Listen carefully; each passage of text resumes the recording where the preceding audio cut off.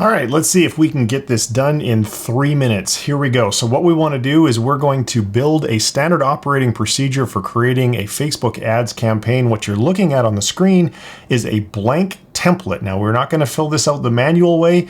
Instead, we are going to use the Flowster capture plugin. So here we go. We want to go and capture all of our clicks.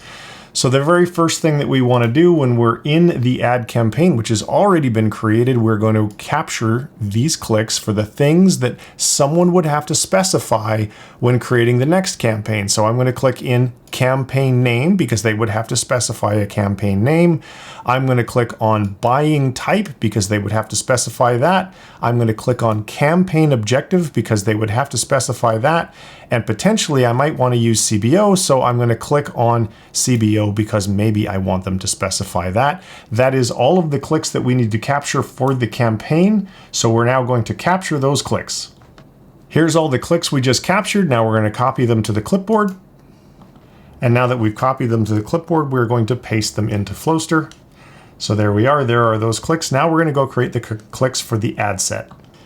Okay, just like we did with the campaign, we're going to record the clicks for the ad set. What are the areas of the ad set that need to be specified with every single time this process is completed? We're going to click in ad set name.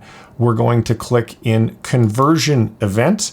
We are going to click in attribution setting because I want to use 1-day attribution. We're going to click on budget because I want someone to specify a budget.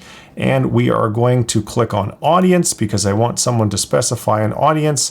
And if you want to use this whatever audience, you could click on one of those. For this case, we're just going to click on the word audience. Now we're going to paste those clicks right into the template. And you can see we've got a headline called Create Ad Set, and there is all of our clicks for the ad set. Now we're going to go get our clicks for the ad. All right, when we're in the ad, we know that the ad is going to need a name that'll be specified every time we create an ad. We know that we're going to specify a page every time we create an ad. We know that we are going to have to specify ad creative, so I'm going to put a click there so that we're going to have to specify that. If we want someone to select images, we could select images or videos. I'm not going to do those, just clicking on add creative was good enough.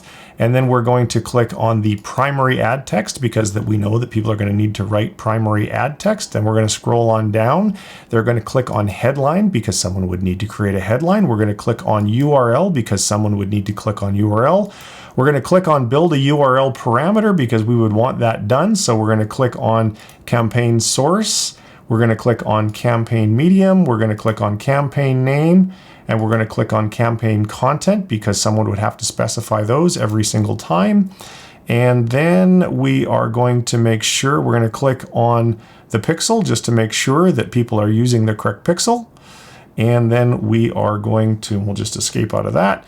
And then that is it for the ad.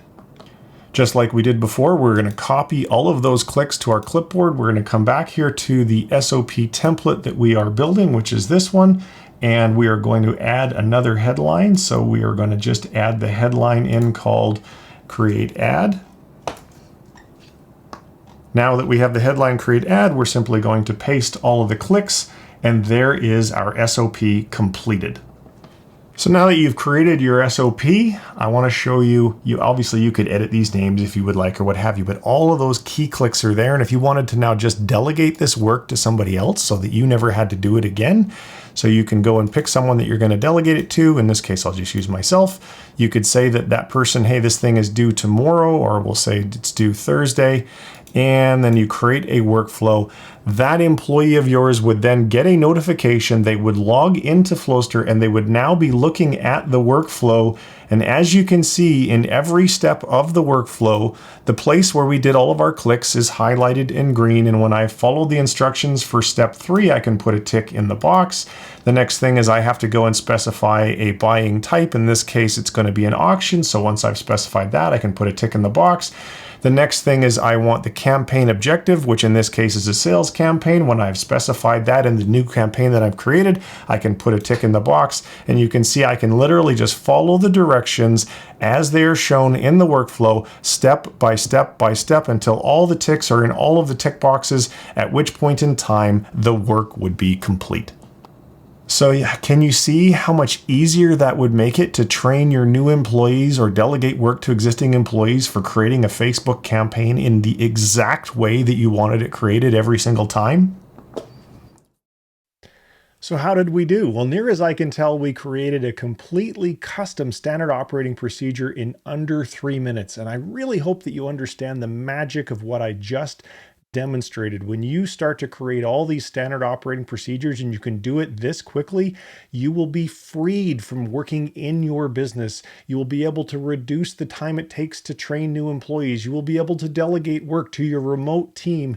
And most importantly, you will be able to massively drive up the operational efficiency, the profit margins, and the value of your company, because at some point you're going to want to sell it, and you know that that buyer is going to ask you that question: do you have all of your processes documented?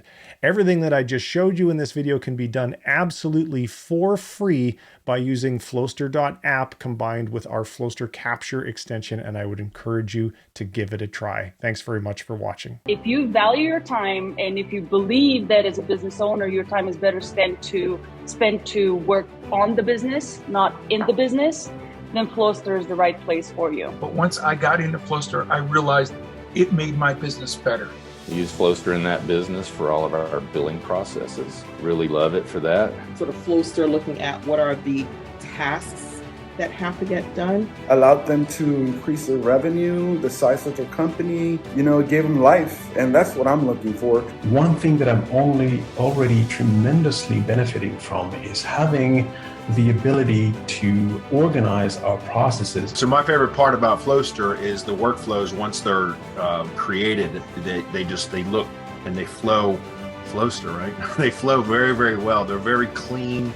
If you're thinking about a process management system, Flowster is one of those softwares or systems that you can pretty much put any business processes that you've built into it and have a good outline. They help me think and look at things in a different way that they're very clear on and I'm not. And it's a great transfer of knowledge, which helps me use the tool better.